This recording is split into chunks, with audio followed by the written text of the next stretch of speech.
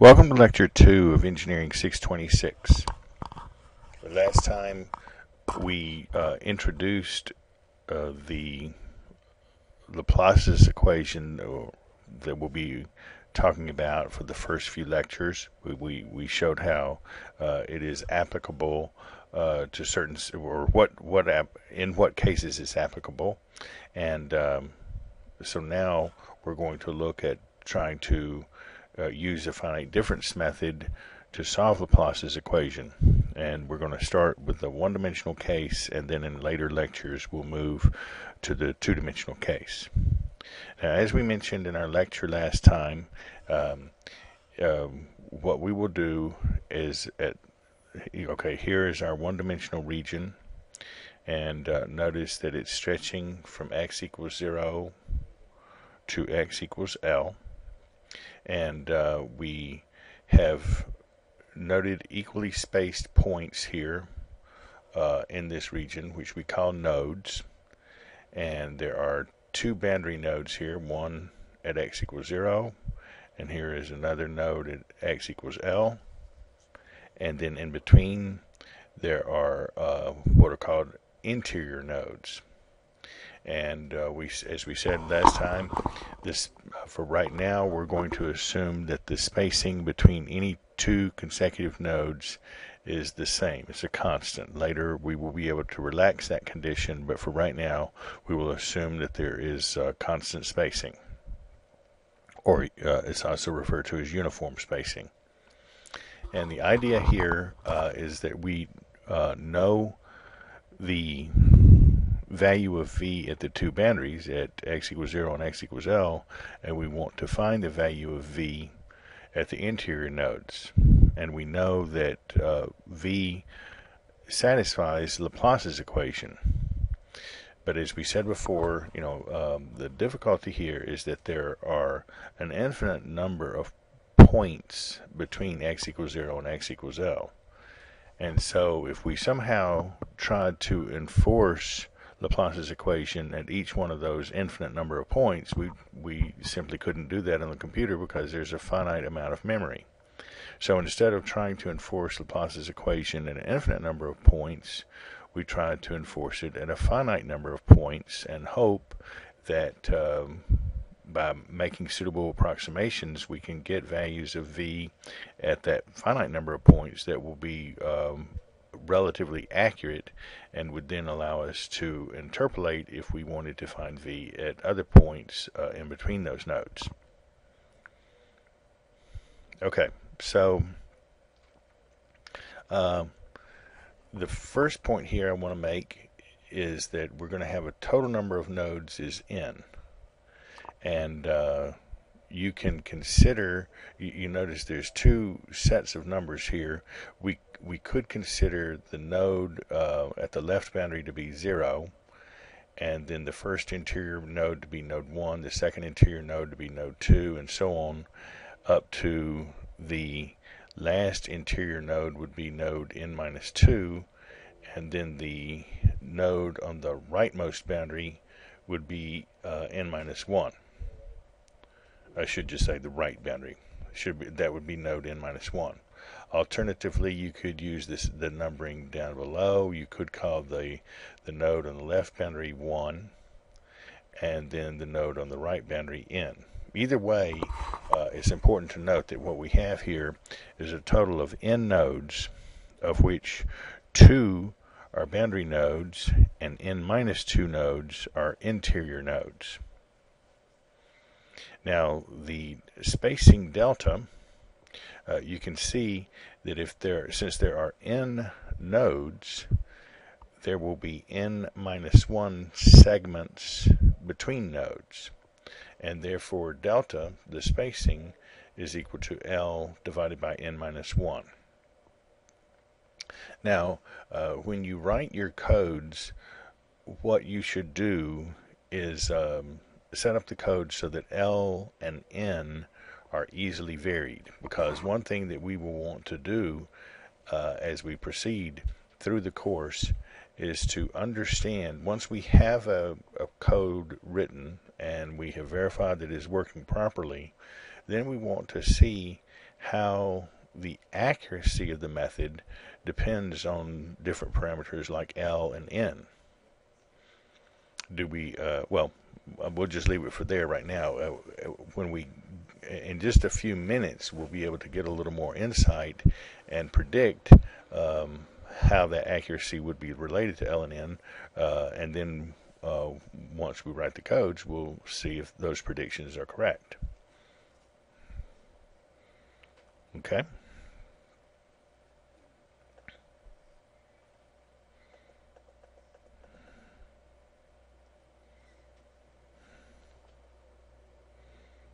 Now, we're going to, for the rest of this lecture, we're going to assume that we use the upper numbers for the node numbering. So the node at the left boundary will be 0, and the first interior node will be node 1, second interior node will be node 2, and so on, up to the n-2 interior node will be node n-2, and then the node on the right boundary will be node n-1.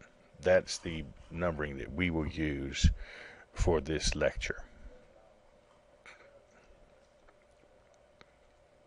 Now, as was said before, this is our challenge right here. We know V at x equals 0 and x equals L. How do we find V at x equals delta, 2 delta, 3 delta, and so on? That's what we want to do.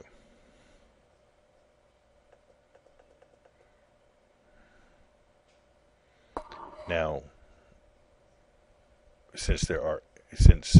remember there are n nodes altogether, and 2 of those are boundary nodes, and n-2 of those are interior nodes. And recall also that we're assuming that we have been given the value of V at the 2 boundaries. So the values of V at the 2 boundary nodes are not unknowns. Those are known quantities. The only unknowns that we have are the values of V at the interior nodes. So that's why the note is written here that there are n-2 unknowns. And those unknowns are V at node 1, the value of V at node 1, the value of V at node 2, all the way up to the value of V at node n-2. Now another note here, let's look at this remark. It says at node number I, x is equal to delta times I. And you can see easily that that's true. If we come up here, remember we're using the upper set of numbers for our node numbers. So at node number 1, if this is x equals 0 and the length of this segment is delta, then certainly at node number 1 x is equal to delta, at node number 2 x is equal to 2 delta, at node number 3 it's equal to 3 delta, and so on. So that's where this remark comes from.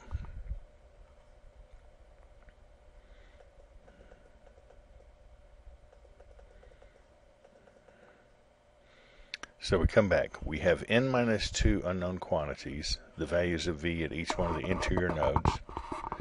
So how do we find these n-2 unknowns? Well, we need n-2 equations. Where do we get these equations?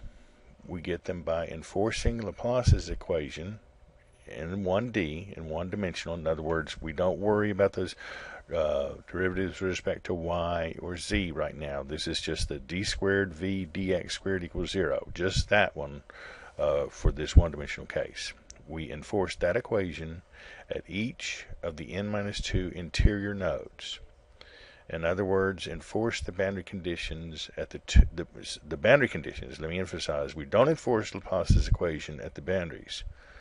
At the boundaries, at the end nodes, we enforce the boundary conditions, and at the interior nodes, we enforce Laplace's equation. So now the question that immediately arises, of course, is how do we do this?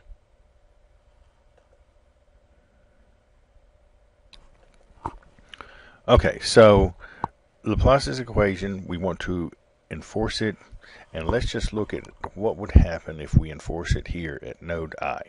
So we're going to call this node I, and of course I could be anything from 1 to n-2, but we're just going to use it as a general I for right now. And it says, okay, how do we enforce d squared v dx squared equals 0 at a particular node? Now, just for the sake of convenience, we will define the node just to the right of node I as node R for right.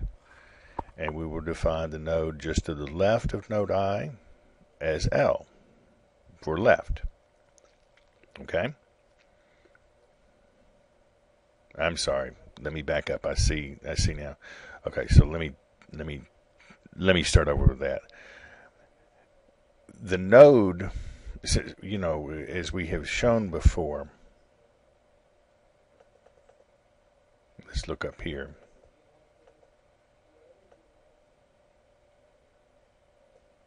We are numbering the nodes from left to right. You don't have to do this in this order, but this is the way we're numbering them from left to right, and that's certainly the most convenient way to proceed. So when we come down here, notice I was calling these x's nodes, but they're not. In this picture, only the solid circles are nodes. So here is node I, here is node I plus 1, and here is node I minus 1. So this picture agrees with the one we have above in that we are numbering the nodes from left to right in increasing order. So here's node I minus 1, here's node I, and here's node I plus 1. And we're interested in enforcing Laplace's equation, d squared v dx squared equals 0, at this node I, the one in the middle. Now, what the locations R and L represent are the following. Location R, which has been denoted by X so that you can remember it's not a node. And likewise, location L is also denoted by an X. It's not a node. Only the nodes are the locations that have the solid circles here. So location R is simply the point that is midway between node I and node I plus 1. And similarly, location L is the location, the point that's midway between node I minus 1 and node I. And we'll see in just a moment why those locations are of interest to us.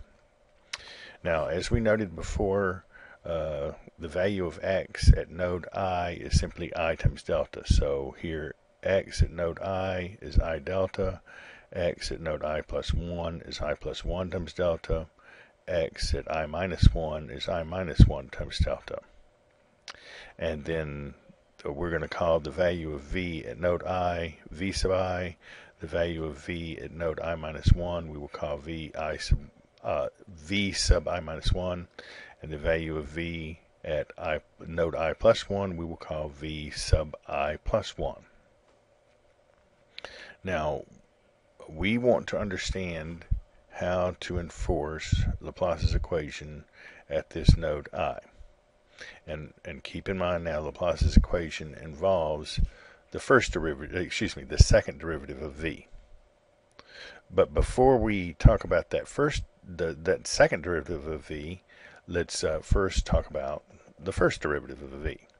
So what we have here, looking at this picture, and thinking of v as some function that is varying over this one-dimensional domain, we know that if delta, which is the spacing between these nodes, that's the spacing between I minus 1 and I, and it's also the spacing between I and I plus 1, if that delta is small, then the derivative, the first derivative of v at node I, here right in the middle, the first derivative of v at that node is approximately equal to the value of v at node I plus 1 minus the value of v at node I minus 1 divided by 2 delta, which is the length of this entire region.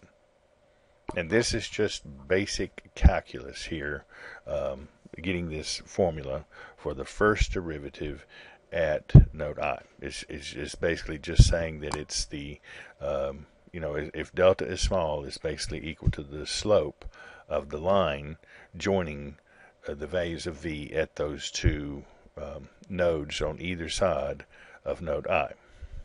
And this is what's called the central finite difference formula for the first derivative. And I suspect that all of this is pretty much clear to you and not hard for you to believe at all. However, the question is, why is it helpful? Because after all, we want to enforce Laplace's equation, which concerns the second derivative, not the first derivative. So how is this going to help us? Well, okay, so here's the question. What about the second derivative at node I? Well, the key to finding out something about the second derivative is to recall that the second derivative is the derivative of the first derivative.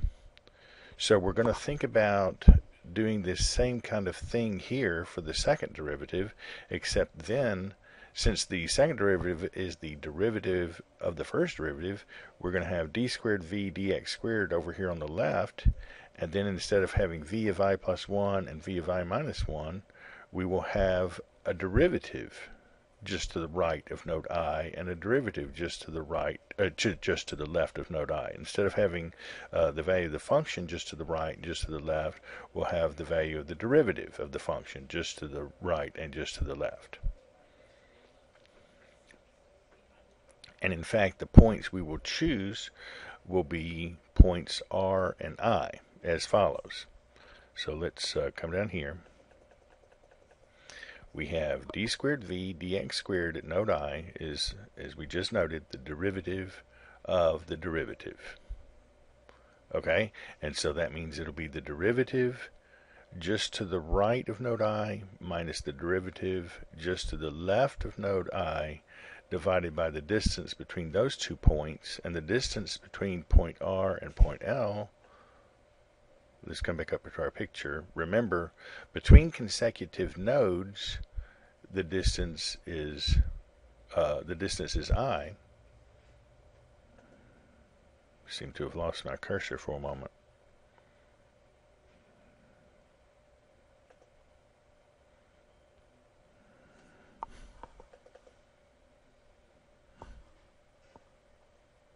Okay, here. So the distance between node I minus 1 and node I is delta. The distance between node I and node I plus 1 is delta. But now we're talking about these points halfway in between. So the distance from L to I is half delta, and the distance from I to R is 1/2 delta.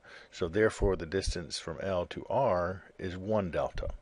And so when we take the derivative, we want to get the second derivative at I, and that's the derivative at R, or it's approximately equal to the derivative at R minus the derivative of L divided by the distance between them, and that distance in this case is delta. So that's how we get this formula here. And now to get the derivative at R and the derivative at L,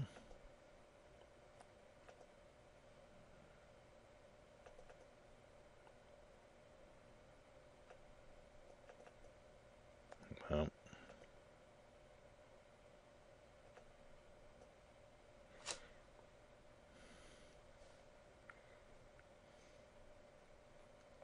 okay, so we've discussed this equation right here. Now we go to the next line. We just bring down what we have on the left, the second derivative of v with respect to x at node I. And now for the derivative at position R, remember position R is halfway between node I plus 1 and node I. So therefore the derivative at position R is simply the value of v at I plus 1 minus the value of v at I divided by the distance between node I plus 1 and node I, which is delta. And then minus, and the derivative of or our approximation for the derivative at location L will be the value of the function just to the right of position L, which is node I, minus the value of v at the node just to the left of position L, which is node I minus 1, and again divided by the distance between node I and node I minus 1, which is delta. So we get this. And then in the denominator, we just bring down this delta. And now we go to our final step, bring down the term on the left hand side, and on the right hand side, if we have vi plus 1 here, here we have a minus vi and another minus vi, so we get minus 2vi, and then minus a negative vi minus 1, so plus vi minus 1, and the denominator is delta squared. And here we have our central difference formula for the second derivative. And this is what we will use. We set this equal to 0 at node I, and that will be our way of enforcing Laplace's equation at node I. Now, this is not the only way to derive this formula. There is another way, and we will see that in our future discussion. But the way that I've shown you right here is one that sort of appeals, you might say, to your visual sense, and I think one that is readily understood. Now, we have the question, how accurate is this formula? Well, that depends both on the function v and on delta. And let's explain that remark a little bit more.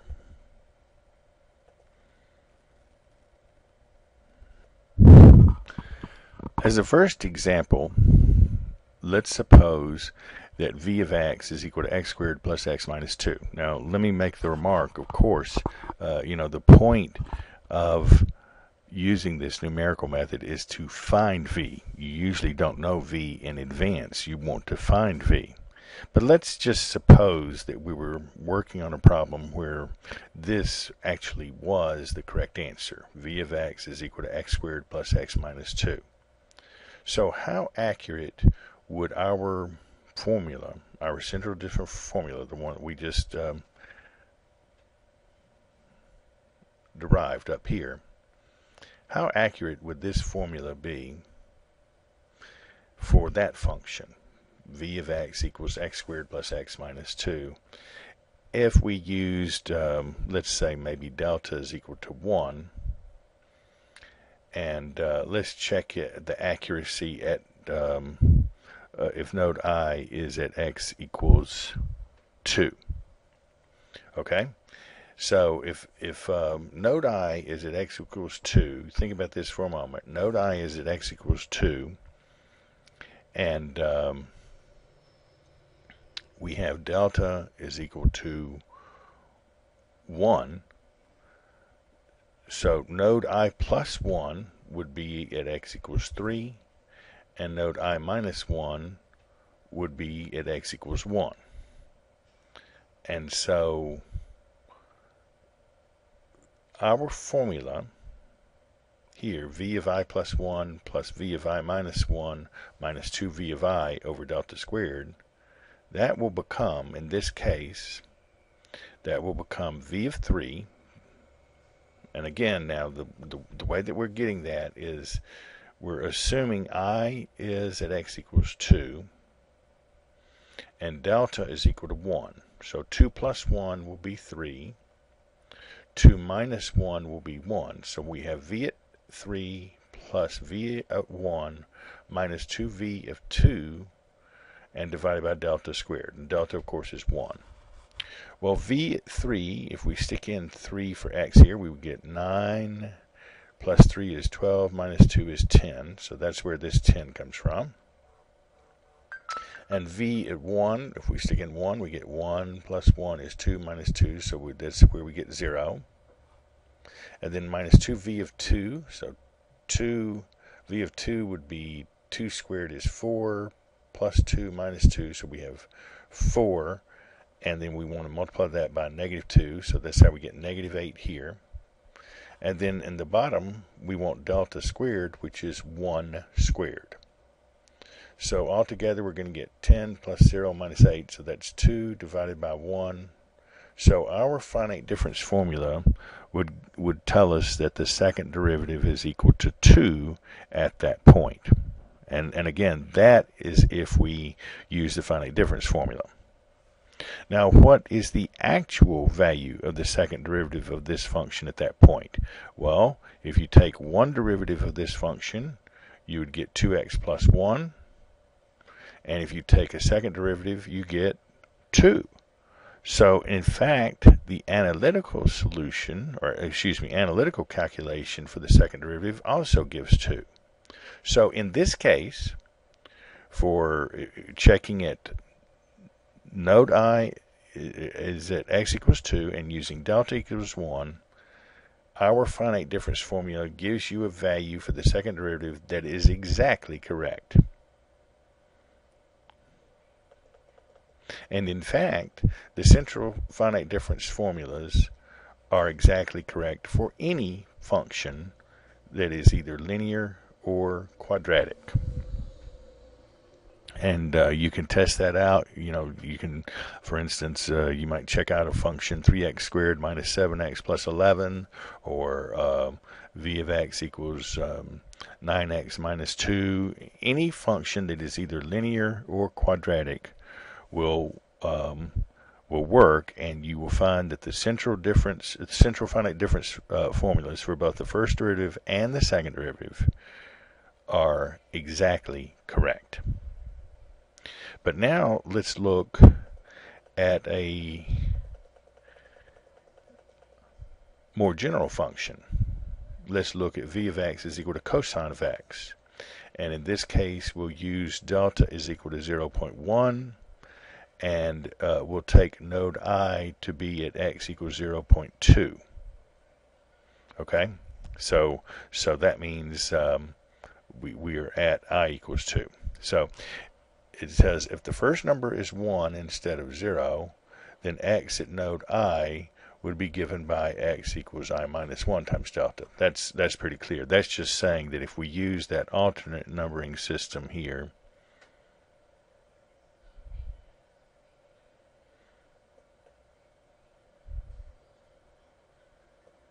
we use the one down here, then the value of x at, for instance, the value of x at node 2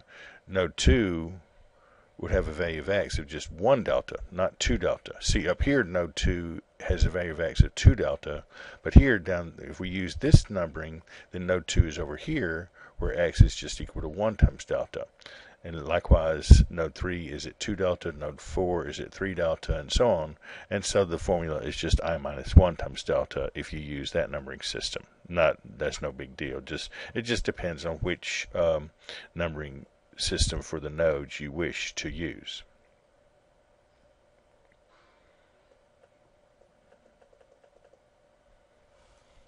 So again, we're coming down here and we're trying to look and see how accurate our finite difference formula is for calculating the second derivative of cosine of x. And so over here we're using the formula d squared v dx squared. Okay, now remember we said the node I, I guess we need to move up just a little here. Okay, node I is at x equals 0.2, and we're going to use delta is equal to 0.1. So when we use the formula here, d squared v dx squared, we get v at node I plus 1 will be v at 0.3. V at node I minus 1 will be v of 0.1. And then v of I is v at 0.2. And down here in the bottom, the delta squared, in this case, since delta is 0.1, that becomes 0.1 squared. So when we use the formula, this is what we get.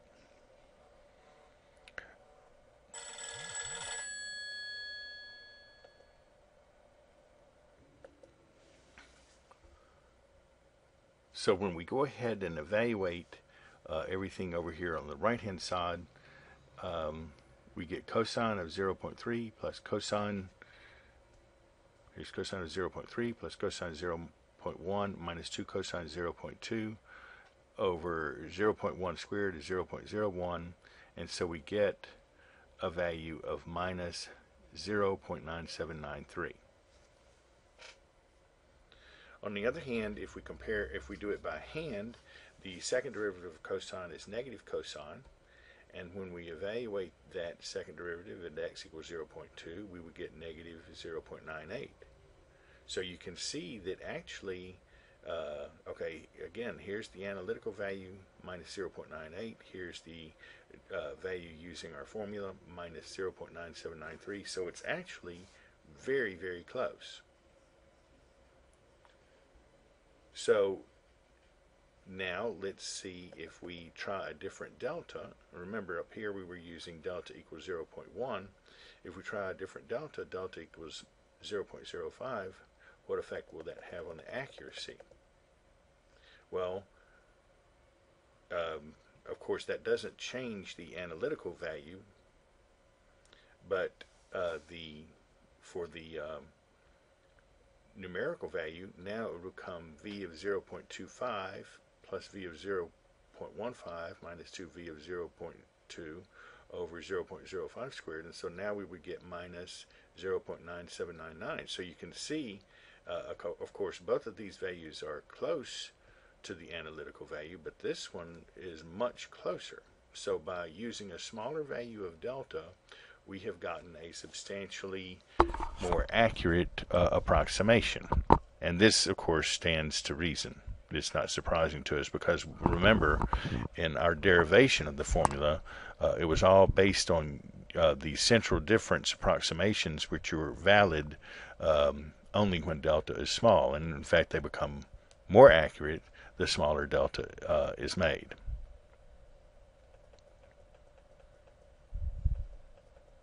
So now, let's start talking about the details of our code.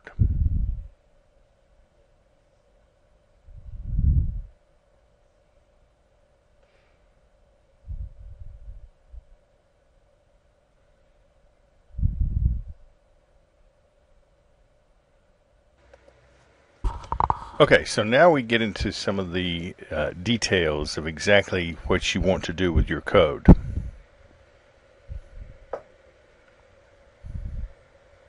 So the first piece of advice here is think about writing your code such that it is general.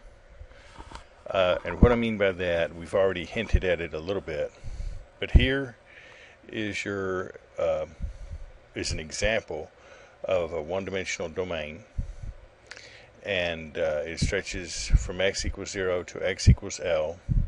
Now it's fine for me, as far as I'm concerned, it's fine for you to consider the left boundary to be at 0 and the right boundary to be at L. Of course, you could make that even more general and say that the left boundary is at some variable parameter that you would call maybe LB for left boundary, and the right boundary is at some variable position called RB. If you wanted to do that and make your code even more general, that would be fine, but it's not necessary. It's sufficient, as far as I'm concerned, for you to call the left boundary 0 and the right boundary L. Now, you definitely want to make the number of nodes variable, and I would suggest that you call that variable n. And so in this example, n is equal to 5, and notice that in this example we've chosen to use that second numbering scheme where we number the first node, the one that's on the left boundary, we number it 1, and then the node on the right boundary is numbered n. So if you want to stick with that numbering system, that's what you would have. Now, in this particular example, the boundary conditions, we're using the Dirichlet boundary conditions right now. And remember, with Dirichlet boundary conditions, that's when you set the value of the function itself equal to a number. With Neumann boundary conditions, you're setting the value of the derivative of the function equal to something. But for right now, we're doing the simpler case of Dirichlet boundary conditions on both the left boundary and over here on the right boundary. The Dirichlet boundary condition we have on the left boundary is v of 0 is equal to 1. The Dirichlet boundary condition we have on the right boundary is v of L is equal to 10. And so what I am recommending is that you let this value of the function on the left boundary, let that be, call that A so that you can easily vary it. So that's A, and call the value of the function on the right boundary B. And so in this particular case, A would be equal to 1 and B would be equal to 10. And of course L is also variable. Now let's get back to what's written here. So again, it says think about writing your code such that it is general. In other words, it should not be hardwired for the particular values of N, A, B, and L. Instead, it should be written in such a way that N, A, B, and L can be specified and easily changed at the beginning of the program. So that's very important, because when you finally feel that you have this code written and you want to show it to me to get credit for it, I will give you specific values of these, and you don't want to have to go and change it all the way through your code. So have those values of N, A, B, and L identified right at the beginning of the code, and then they will be easy to change.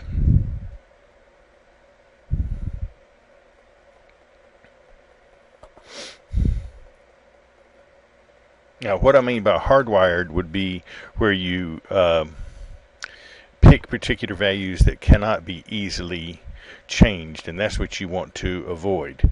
But to give an example so that we understand exactly what's going on in the code, let's actually, sometimes a hardwired approach can be sort of useful for looking at an example. So let's look at one example here. Let's let n equal 5. So we'll have 5 nodes altogether. The first node would be at the left boundary, the fifth node would be at the right boundary, and then there would be 3 interior nodes. Now remember, what we want to do is at the, we have 5 nodes, but we know the value of the function at node 1 and at node 5. By assumption, we know the value of the function at the two boundaries. V1 is equal to, we were going to call it A at the left boundary. In this particular case, let's say maybe A is, well, we're looking at this particular case here. So remember, we had A is equal to 1, B is equal to 10, and L is equal to 1. So V1 is equal to A, and then at nodes 2, 3, and 4, we apply Laplace's equation. So at node 2, that becomes V3 plus V1 minus 2V2 over delta squared is equal to 0. At node 3, that becomes V4 plus V2 minus 2V3 over delta squared equals 0. And at node 4, that becomes V4 plus V3 minus 2V4 over delta squared equals 0. And here I've simplified each of those equations a little bit. And then at node 5, that's another boundary node, so we have the boundary condition V5 is equal to B, which is equal to 10. So we have 5 equations, and if you wish, you can consider this as 5 equations and 5 unknowns. But really, to be honest, it's just 3 equations and 3 unknowns, because the value of the function at node 1 and the value of the function at node 5, both of those are known. But it is sort of convenient to treat them as unknowns right now, and the reason is the following. Notice that if we go ahead and treat those things as knowns, the advantage is that we then have 3 equations and 3 unknowns. We just have these 3 middle equations. But it also requires us then to modify this first equation by bringing V1 over 0.25 squared over to the other side of the equation and plugging in A for V1. Similarly, that would require us to bring V5 over 0.25 squared over to the right hand side of this equation and plug in for V5. And that's a little bit inconvenient to do. You notice how right now all 3 of these equations look alike, but if we brought in this equation, if we brought V1 over to the other side, and if in this equation we brought V5 over to the other side, the 3 equations don't look as much alike. So a lot of people like to go ahead and keep this similarity and just treat the value of the function at the first node and the value of the function at the last node as unknowns. Now you might argue and say, well, then you have 5 equations and 5 unknowns rather than 3 equations and 3 unknowns, so you're wasting memory. And that is true. And in this case, 5 by 5 as opposed to 3 by 3, that's a big difference. But when you get up to maybe 102 by 102 as opposed to 100 by 100, that's hardly any difference at all.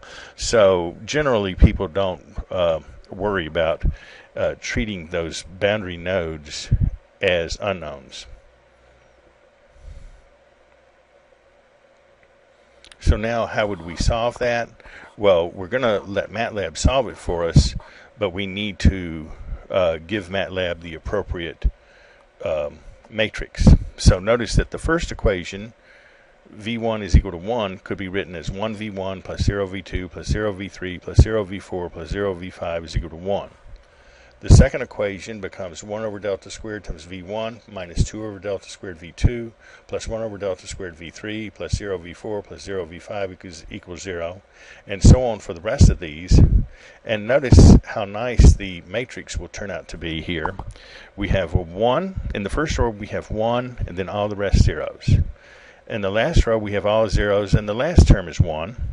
And then in all of the other rows, what we have is minus 2 over delta squared in the diagonal element.